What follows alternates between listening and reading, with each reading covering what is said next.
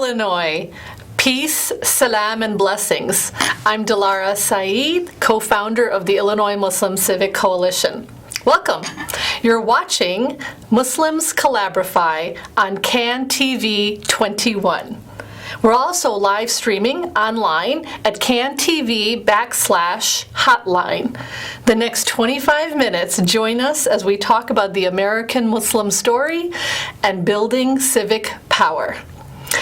I'm so honored to be joined today by Chicago History Museum's Mona Askar. Hi. And the Inner City Muslim Action Network's Askar and Nasir Blackwell. Thanks for joining us. They're activists and civic influencers extraordinaire. We want to start with talking a little bit about Illinois' Muslims. The Illinois Muslim community has one of the largest populations of Muslims across the nation, estimated at over 500,000. We're diverse, vibrant, and a complex community. Who are we? Well, this graph shows just one aspect of our diversity. When we share this graph, for everyone from Mayor Lori Lightfoot to our own community residents have been surprised. Yes, Muslims have the most diverse faith. We're at the intersection of race, ethnicity, political spectrum, class and income, professional backgrounds, and of course, how we practice our faith. And this intersection is where our civic power begins and sits today. We've been part of the American Muslim story, the American story, for over 400 years. Today, if you take a look at the the story of America, we see that it is 400 years old. It started with millions of our African brothers and sisters brought to this nation in chains. And it continues to today, civil rights activists working hand in hand and working together with political activists in today's nation. We're going to start with Mona's story. We all three bring very diverse stories, but Mona's story starts thousands of miles away, and she's of Arab descent. So tell us a little bit about your family and their story in the American diaspora. Yeah, my heritage stems, I'm Palestinian American, so the story starts off with my grandfather on my father's side. So they initially left Palestine somewhere in the mid-60s and moved to Jordan, and from there in the early 70s arrived to Chicago from one of my grandfather's brothers being here, having been in Brazil beforehand, and then moving to Chicago and pulling all the rest of his brothers to the Chicagoland area.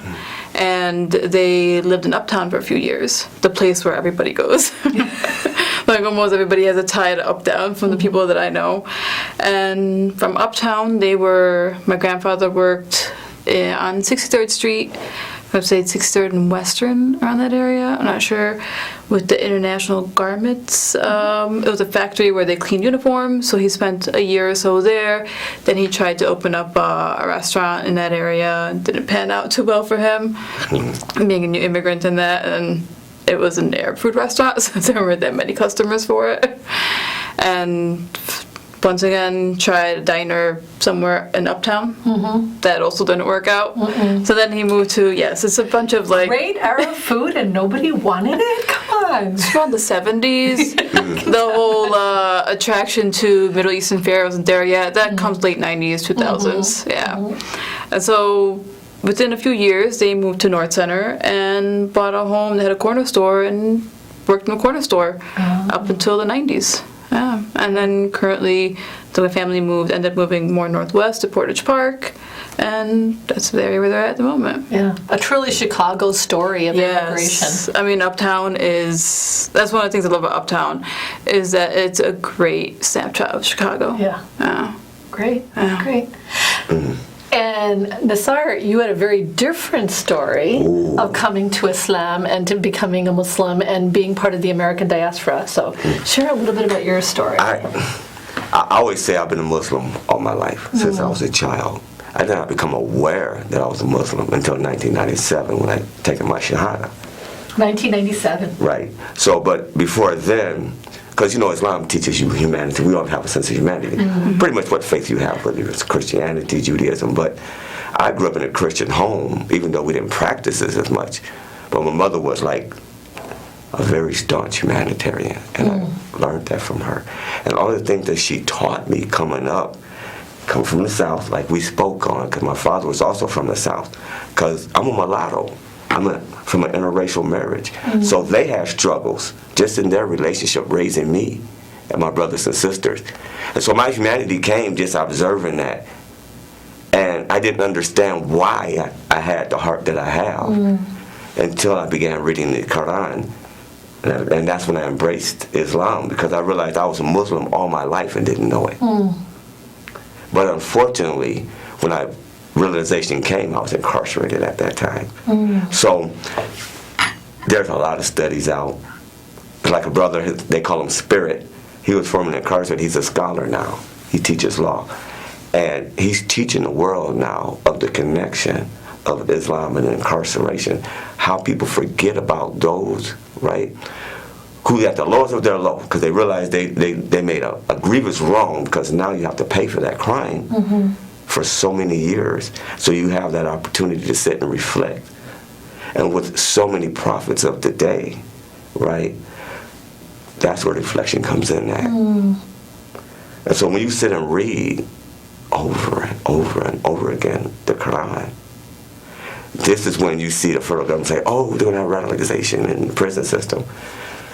It's ironic for the government to say that about our prison system when before 9/11 it was the federal government who was saying, why aren't you helping the Muslim men and women incarcerated practice their faith?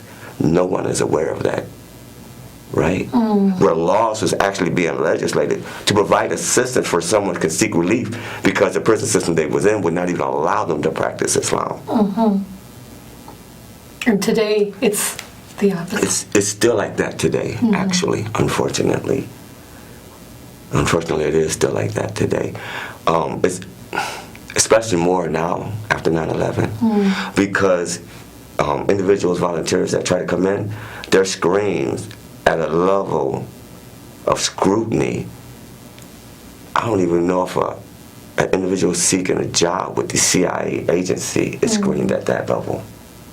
And so it's intimidating, and it deters individuals coming in. And so you have a lot of individuals learning Islam on their own. And so this brought, what courage, what reflection that you had to have to be able to come to Islam. And that's why I love the Inner City Muslim Action Network, because they are bringing that Islam, right, to all the brothers and sisters that's coming home from incarcerated, looking for an identity. It's different to read and practice, as they say, the deen inside. But when you come home, you get to interact with the entire world now. Then you actually see what was unfolded in front of you in the book, right? And so Iman definitely does that, and I love working with it because I get to share now. I organize everywhere. I don't even think I would have been able to meet you if it wasn't the opportunities that I was granted, just to continue to practice this work that I love in advocacy, because those are still inside that's struggling to continue to study and learn Islam. We're on the outside fighting for them. Three very different stories, but all stories of courage. The courage you had to come to Islam in a space that was almost trying to strip you of the humanity that you had, but you found the humanity you had in prison and with Islam. And of course, your family coming here and struggling. Your uncle being forward-thinking and wanting to open a restaurant and be entrepreneurial, and yet being pushed down and pushed back, and you finding your space. The first person in my family to come to America was my father-in-law, and he came in the 1950s. And he talks about his friends and his colleagues in school, they were all trying to figure it out, right? It was the time of the civil rights. Was he black? Was he brown? Was he tan? Nobody really knew what he was. And then my family came in the 60s and 70s, and I remember, I learned who I was playing and skipping double dutch on the playgrounds, and then being bullied by those who couldn't to understand my color, right, and my skin tone, and what it meant for them was that we were different and too different to belong. And so Halloween's coming up, and I think about our first Halloweens in America, and we didn't know exactly what it was and how to handle it. And instead of anything with cultural understanding, our egg was the home that was egged. Our home was the one that was egged every Halloween, and the bullying would happen during that time very strong. And so I think, we're all finding our struggle of our identity, but weaving somehow a fabric of our Americanness into our identity, right? And keeping part of ourselves from our nations back home or from the South, and trying to become American as well. So we're here today again with Mona Askar and with Michael Nasir Blackwell. I'm really excited to continue discussing our conversation. Please give us a call and join us. Join the conversation at 312-738-1060. We wanted to take a minute to also stop and reflect on those who came before us, those whose shoulders we stand on and sit on and look into the window of a more just America, right? For a civically equitable America. So let's play. We need the love, and that is coming home. There's no need to worry. The times dictate a plan. Mother Earth is giving birth to a brand new man. Sister, I know you're misunderstood, but hold on to your man, 'cause the future looks good. It's a new day, a new world order, a brand new day. it's a A new change of day. mind for the human race. A It's a new new world day. order, a brand new day. It's A a change of new day. mind for the human race. Beware of the lies and false prophecies.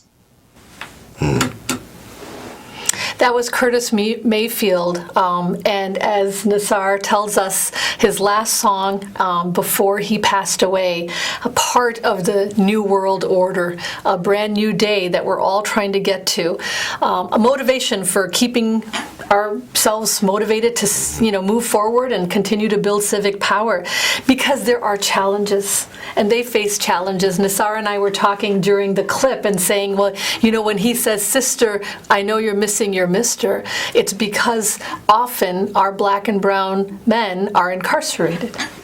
Yeah. So tell us a little bit of how you grew up, Nasir, and the Mississippi of your upbringing. That's like night and day, being here in Chicago and then in Mississippi. Because every time I go home and visit my family, and I want them to come visit, they're like, "No, we're not going to Chicago." And I have to laugh, like, why? And I'm like, well, you watch too much TV. Because it's not actually like, seriously, it's not actually like that, but it is. Yeah. You have crime everywhere, you have level of violence everywhere. Some are more than others.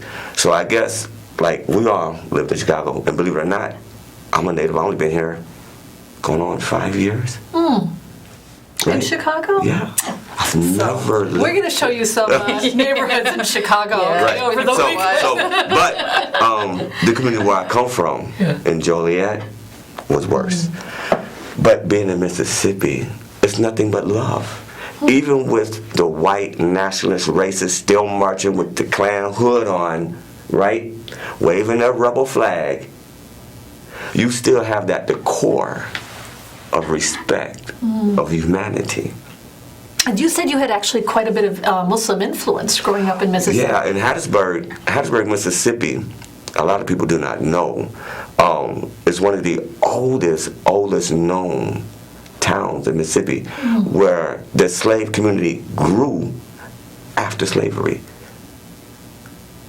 In Hattiesburg, Mississippi. Like with the areas where I grew up in. Yeah. And my grandfather and my father, it's almost going back in time. It's called Palmer's Crossing, just the sound, and everybody make fun of it. But no, you went down to Palmer's Crossing in the 70s, and it's all red dirt road, right?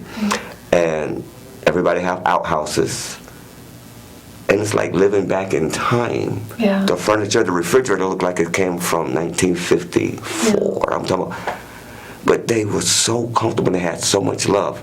And that's why I said, growing up in that environment, I had him in my heart my whole life and didn't even know it. Yeah. You know, from that experience, even though you had that hate. So post-slavery, as freed African and now African Americans find their space, they're looking for their faith communities. They're looking for those who remember what they maybe had in Africa, because we know millions of Africans came from Africa in chains for slavery. Yeah. And so I want to get to Mona and the work that you're doing, because you're telling that story at the Chicago History Museum. But we have a caller, so let's ask caller. Please share your name and tell us where you're calling from and your question or your comment.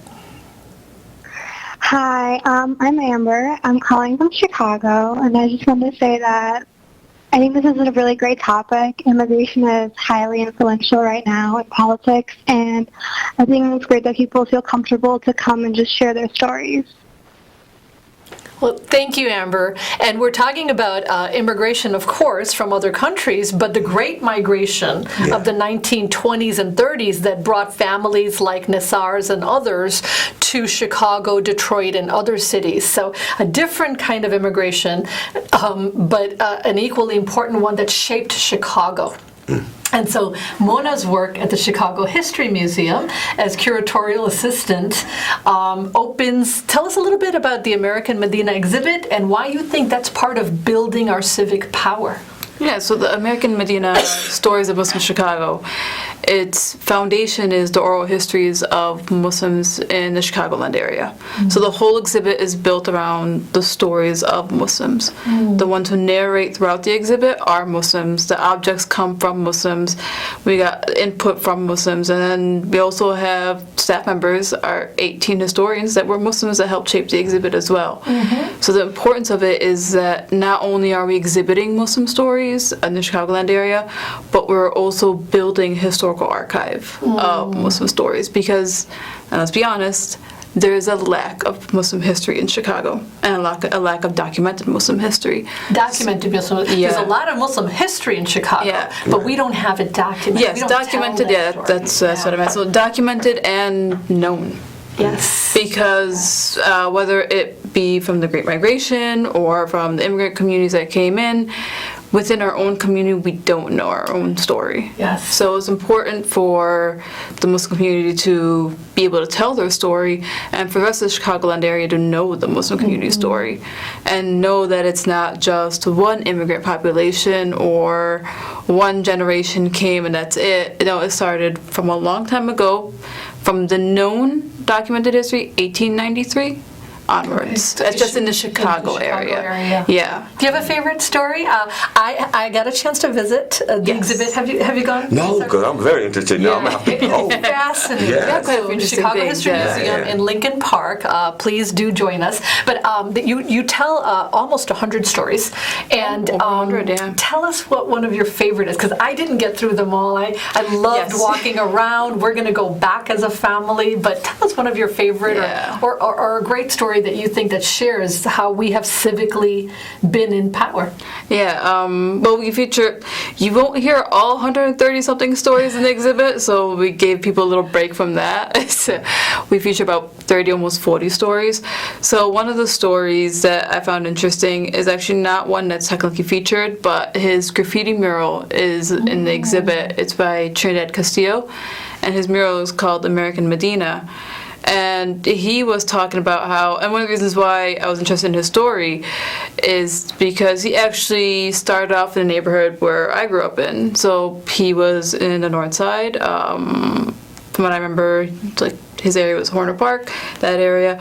And then he moved to the southwest side. And he talked about working with the Southwest Youth Collaborative, which is another big Chicago organization.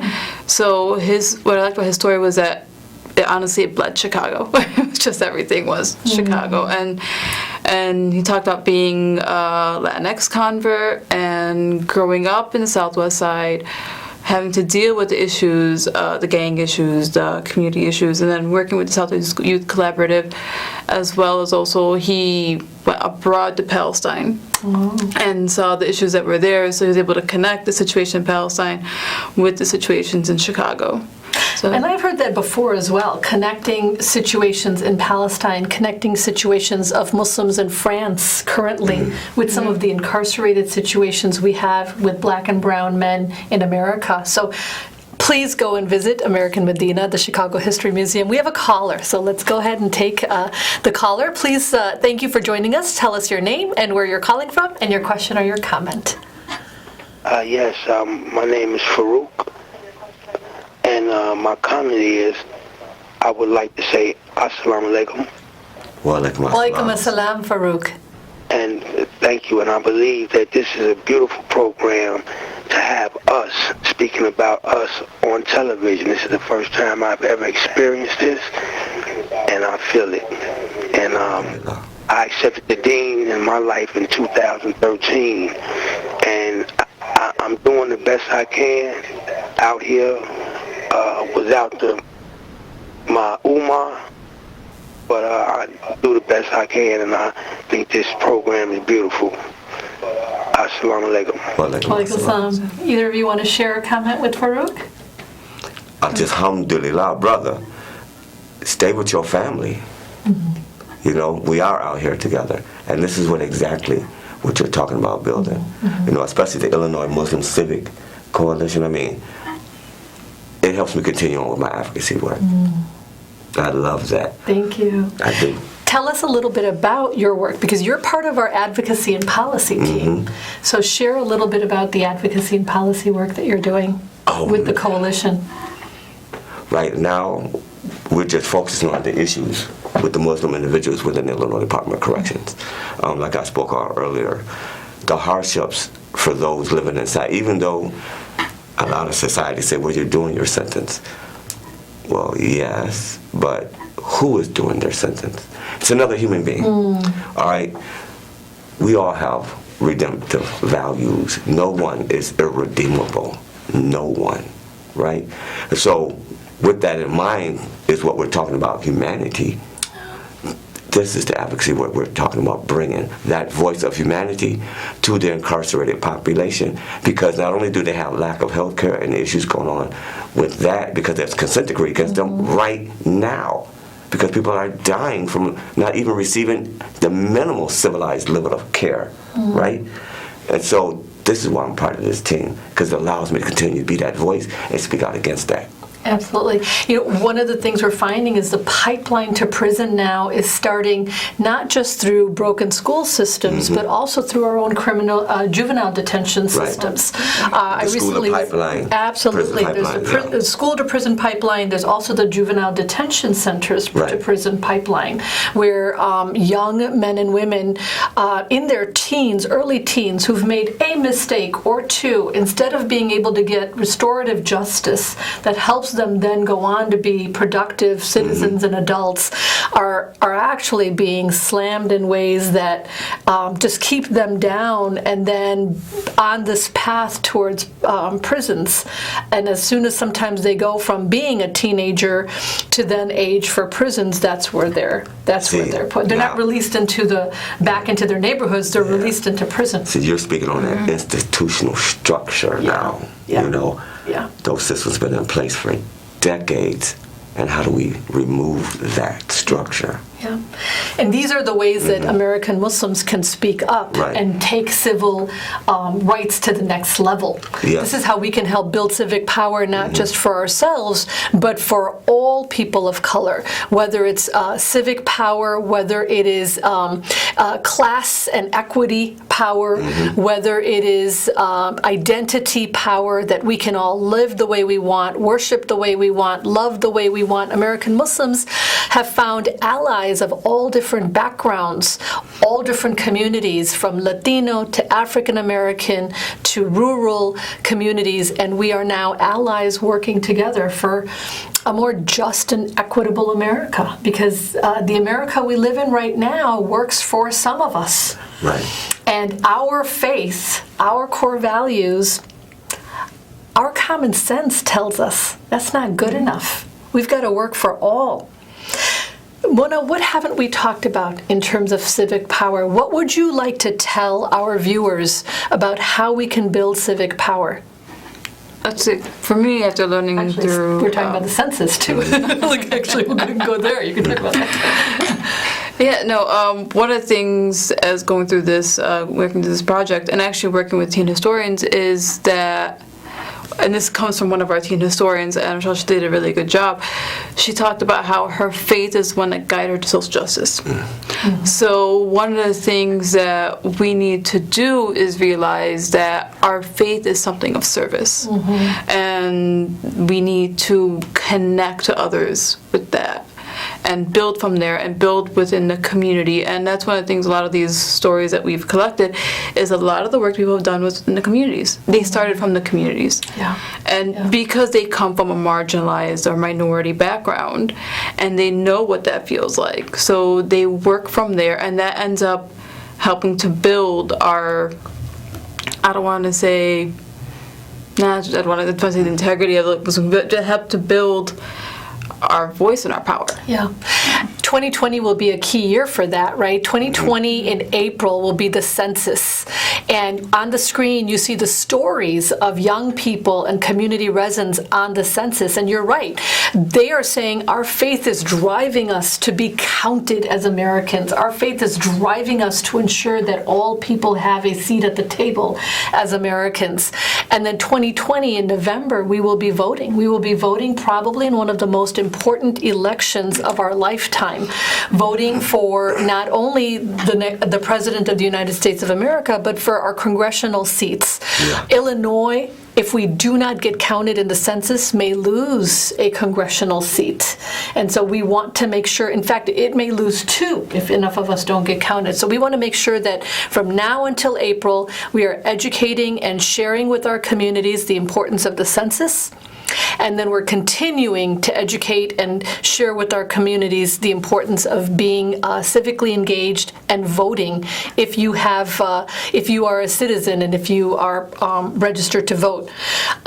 So I wanted to thank both of our guests. I wanted to thank Mona Askar of the Chicago History Museum. Please take a look at www.chicagohistory.org/Muslim Chicago. I'd also like to thank Michael Nasir Blackwell for both his work on our advocacy team at the Illinois Muslim Civic Coalition, but also for his incredible organizing work at Iman, Inner City Muslim Action Network. Iman's Gala is coming up December 14th. You can buy your tickets at imancentral.org. Thank you so much for joining us. Remember, the Illinois Muslim Civic Coalition is here every Monday to have Muslims collabrify, collaborate, amplify, and build civic power. Watch us on CAN TV, and please collaborate, amplify, build civic power. Our website is www.ilmuslimciviccoalition.org. This is Dilara Saeed. Thank you for joining us.